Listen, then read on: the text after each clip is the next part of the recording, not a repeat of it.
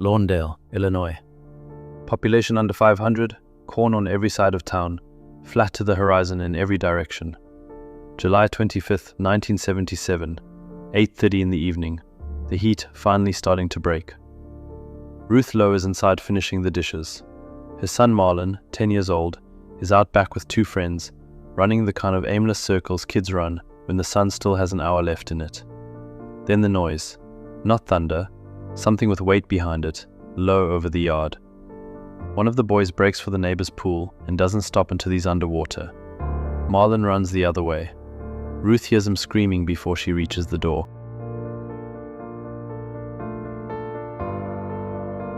What Ruth Lowe saw when she came through the door, she would keep describing the same way for the rest of her life. Two birds, both enormous, both the same coal black from head to tail, each with a ring of white feathers circling a neck she later measured at about 1/2 foot long. 6-inch beaks, hooked hard at the tip like a raptor's, not a scavenger's. One of the birds had Marlon by the shirt, his feet off the ground. His shirt was torn where the talons gripped it, and the bruising on his back and shoulders was consistent with the distance witnesses say he was carried, close to 40 feet, from the backyard to the front yard, before the bird let go. 7 people watched this happen, including Ruth Lowe and Marlon's friend Travis Goodwin, the boy who had already made it into the neighbor's pool. Their descriptions of the birds, taken separately, lined up on every major detail: the black body, the white neck ring, a wingspan estimated at 10 feet or more. The story ran in the local paper within days, and then further than that. What followed for the Lowe family was not curiosity, it was ridicule. Marlon went back to school with a nickname he never asked for, Bird Boy. Someone left dead pigeons on the family's front step, more than once, a joke that kept being funny to everyone except the people receiving it. Ruth Lowe never walked the story back, neither did Travis Goodwin, or any of the other 5 witnesses who saw it happen. Decades on, all 7 are still telling the same account they gave that night. That consistency is the part that is easy to skip past. 7 people, ridiculed for talking, with every reason to let the story quietly die, and none of them did. Travel 2,000 miles northwest, and the same shape reappears, with different names, carved into wood instead of remembered as a backyard. Along the outer coasts of the Pacific Northwest, among the Kwakwaka'wakw, the Nuchanolth, the Haida, and neighboring Coast Salish nations, the Thunderbird sits at the top of the totem pole for a reason. It is not decoration. Among Kwakwaka'wakw families who hold the right to it, the Thunderbird is a crest, legal property of a specific lineage, tied to territory, told and retold at pole raisings, where the audience also serves as witness to a family's claim. The Quileute name for the Olympic Mountains is Tisdilalati, Thunderbird's lair. Further north, the Squamish name for the jagged black peak, known in English as Black Tusk, translates to landing place of the Thunderbird. Coast Salish tradition holds that a Thunderbird once lived on that peak and left it to hunt killer whales, and that its wing beats, when the people below grew careless with each other, could bring down the mountain itself. Among the Nuchanolth and Makah, oral tradition goes further. The Thunderbird taught the people how to hunt whales at all, using a weapon called the lightning snake, hurled like a harpoon to stun its prey before carrying it inland in its claws. In 2005, a University of Washington seismologist named Ruth Ludwin, working with a team of geologists, anthropologists, and indigenous scholars, collected roughly 40 of these stories from nations spread along the entire Cascadia coastline and set them beside the seismic record. The seismic record itself was already unusual. On January 26, 1700, at approximately 9 at night, the Cascadia subduction zone ruptured along roughly 600 miles of fault line, a magnitude estimated between 8.7 and 9.2. 9 hours later, a tsunami struck the coast of Japan with no warning at all, because no one in Japan had felt an earthquake. Japanese written records, precise enough to timestamp the wave, let modern geologists work backward and pin the Cascadia rupture to that exact night. Geologists call it the orphan tsunami, an event with an ocean between it and its cause. Ludwin's team found stories from the Huayat, the Makah, the Ho, the Quileute, the Yurok, and the Duwamish that lined up with saltwater floods and violent ground shaking in ways too specific to be generic. And running through many of them, independently, was the same image: a battle between a great bird of the sky and a whale of the sea, fought so hard the earth itself moved. Laid on a map, the pattern holds up. The nations whose Thunderbird and whale stories carry the clearest earthquake imagery are not scattered at random across North America. They sit, almost without exception, directly along the roughly 600-mile rupture zone of the Cascadia subduction fault, from northern Vancouver Island down through the Olympic Peninsula and into northern California. That is not proof that every Thunderbird story is a coded seismograph.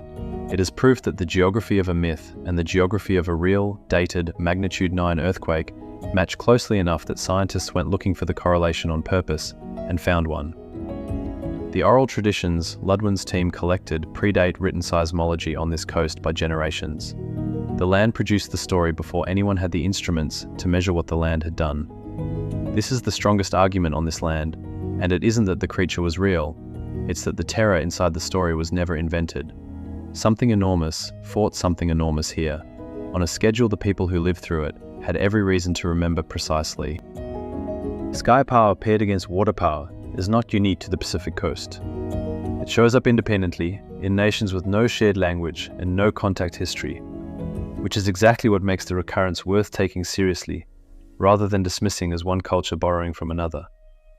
Among the Ojibwe and the wider Anishinaabe world, the Thunderbird is Animiki, the Thunderer, one of the most powerful Manidug, or spirits, in a cosmology that takes those beings as seriously as any Western tradition takes its own unseen forces. Animiki brings the rain that crops depend on. Animiki can also bring storms severe enough to be read as punishment for a community that has stopped treating the land and each other with the respect the relationship requires. In the Anishinaabe telling, the spirit Nanabojo created the Thunderbird specifically to make war on the underwater beings, serpent and panther spirits that threaten people from below the surface of lakes and rivers. Several Ojibwe and Ho-Chunk clans carry the Thunderbird as a clan identity to this day, with ceremonial responsibilities that follow directly from it. 1,300 miles southwest, among the Lakota and Dakota, the same structural pairing appears under a different name. Wakinyan, the thunder beings, sacred winged ones, whose role is close to a mirror image of Animiki's. Wakinyan protects people from Unktahila, dangerous beings tied to water and the underground, and the two forces exist in the same kind of ongoing tension found in Ojibwe cosmology: sky against water, protector against threat. Neither tradition developed with knowledge of the other. The Ojibwe homeland and the Lakota homeland are separated by hundreds of miles and an entirely different language family. What they share is not a myth passed hand to hand. It's a structure, a sky being with storm power, set against a water or underworld being, doing the work of explaining why the world is sometimes violent and who is on the side of the people living in it. That is not evidence of a single flying animal. It is evidence that separate peoples, working from separate experience, kept arriving at the same shape. Back on the northwest coast, that same sky and water structure gets written into something more durable than a story told around a fire. It gets written into law. A family's right to carve and display the Thunderbird crest on a pole is not a creative choice. It is inherited property, defended the way a deed or a title is defended, passed down through specific lines, and asserted publicly at pole raisings, where the whole community serves as witness to the claim. Other families without that lineage do not get to use the same crest. That detail tends to get flattened in outside retellings of the Thunderbird, treated as folklore in the loosest sense, a spooky story with no more weight than a campfire tale. It carries the weight of inheritance law instead. That is the difference between decoration and a document. Set the culture and the sightings aside for a moment, and ask a narrow biological question. Is there anything in the fossil record big enough to have started a story like this in the first place? The answer is yes, with real caveats. Teratorns merriami, known mostly from remains poured out of the La Brea tar pits, had a wingspan of roughly 11.5 to 12.5 feet and went extinct at the very end of the Pleistocene, around 10,000 years ago. A larger relative, originally classified as a second Teratornis species and later reclassified into its own genus, Iolornis incredibilis, is estimated at 16 to 18 feet across the wings, one of the largest flighted birds ever documented in North America. Its remains range from the Pliocene into the late Pleistocene.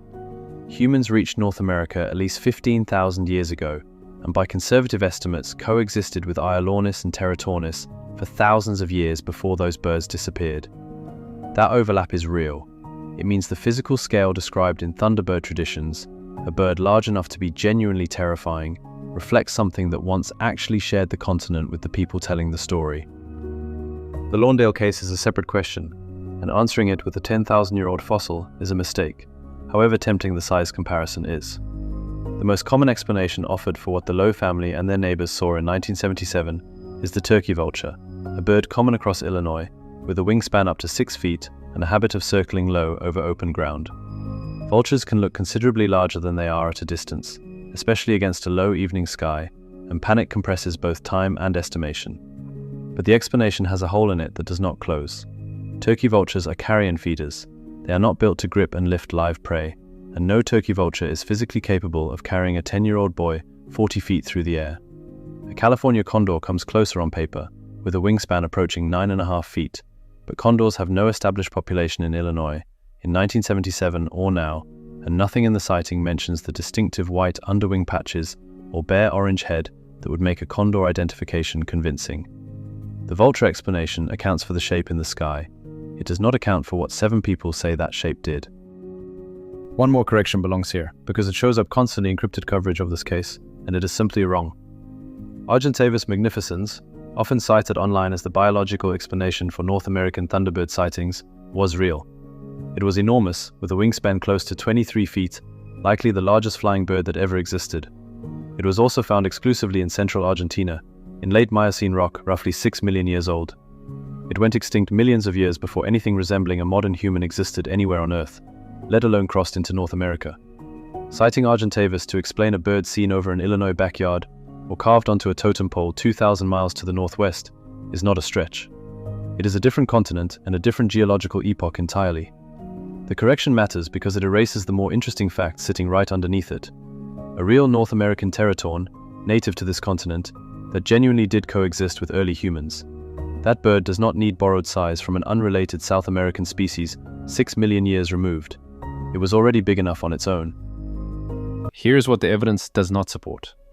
Nothing alive today, not in Illinois, not anywhere in North America, has the size and the documented behavior to match what 7 people in Lawndale described in 1977. The turkey vulture explanation solves the silhouette and fails the grip. No living bird closes that gap. Here is what is real and worth taking seriously on its own terms. A bird large enough to have genuinely terrified the first humans on this continent did exist and did share the land with them for thousands of years, long enough to leave a memory worth carrying forward. A magnitude 9 earthquake did tear along 600 miles of the Pacific coast in 1700, dated not by guesswork, but by a tsunami record on the other side of an ocean, and the oral traditions describing a battle between sky and sea sit almost exactly on top of where that fault line runs. Families on the northwest coast do hold real, inherited, legally meaningful rights to the Thunderbird as a crest, rights that have nothing to do with whether the creature is biologically real. None of that proves a bird carried Marlon Lowe 40 feet across his backyard. What it proves is that the story did not come from nowhere. Every piece of ground this creature is said to touch, from a tar pit in California, to a fault line off the Washington coast, to a totem pole on Vancouver Island, turns out to have actually moved. The Thunderbird was never one story. It was dozens of nations, thousands of miles apart, independently deciding that something enormous and something dangerous belonged in the sky. Whatever first put it there, the land kept the memory better than any one witness could.